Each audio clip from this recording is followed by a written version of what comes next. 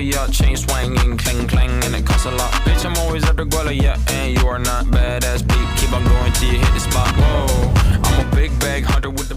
Wilayah Indonesia berada pada posisi silang yang sangat strategis, dilewati oleh garis khatulistiwa, diapit oleh dua benua yaitu Asia dan Australia, serta berada di antara dua samudra yaitu Samudra Hindia dan Samudra Pasifik.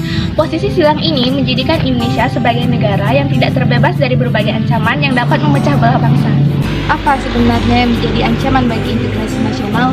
Ancaman bagi integrasi nasional bisa datang dari luar maupun dari dalam negeri Indonesia sendiri dalam berbagai aspek kehidupan seperti ideologi, politik, sosial budaya, ekonomi, serta pertahanan dan keamanan. Berikut akan kami bahas secara singkat. Yang pertama, ancaman di bidang ideologi. Komunisme menjadi salah satu ancaman terhadap ideologi Pancasila, meskipun Indonesia telah menolak dengan tegas paham komunis. Saat ini, kehidupan masyarakat Indonesia cenderung mengarah kepada kehidupan liberal yang menekankan aspek kebebasan individual. Apabila tidak segera diatasi, hal tersebut tentu saja akan menjadi ancaman bagi kepribadian bangsa Indonesia yang sesungguhnya. 2. Ancaman di bidang politik. Ancaman di bidang politik dapat berasal dari luar maupun dalam negeri. Ancaman yang berasal dari luar negeri dapat berupa intimidasi, provokasi, serta blokade politik yang merupakan ancaman militer berdimensi politik. Sedangkan ancaman yang berasal dari dalam negeri dapat berupa penggunaan kekuatan dalam bentuk pengerahan massa untuk menjatuhkan pemerintahan yang sah. Selain itu, separatisme juga termasuk ke dalam ancaman di bidang politik. 3. Ancaman di bidang ekonomi.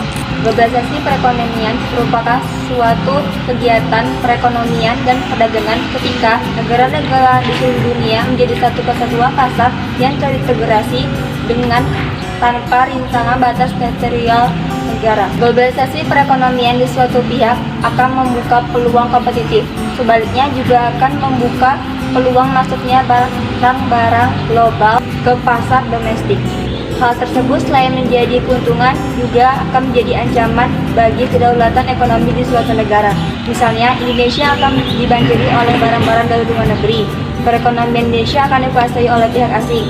Sektor-sektor ekonomi rakyat dari subsidi menjadi terendah, kemudian berdampak pada prospek ekonomi jangka panjang.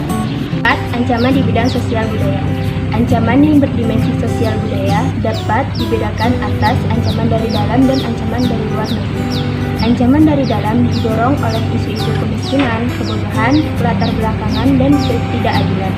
Sedangkan ancaman dari luar timbul sebagai akibat dari dampak negatif globalisasi, di antaranya yaitu munculnya gaya hidup konsumtif, munculnya sifat hedonisme, munculnya gejala westernisasi, adanya sikap individualisme, semakin memudarnya semangat gotong royong, solidaritas, kepedulian, dan kesetiakawanan sosial, serta semakin lunturnya nilai-nilai keagamaan dalam kehidupan bermasyarakat.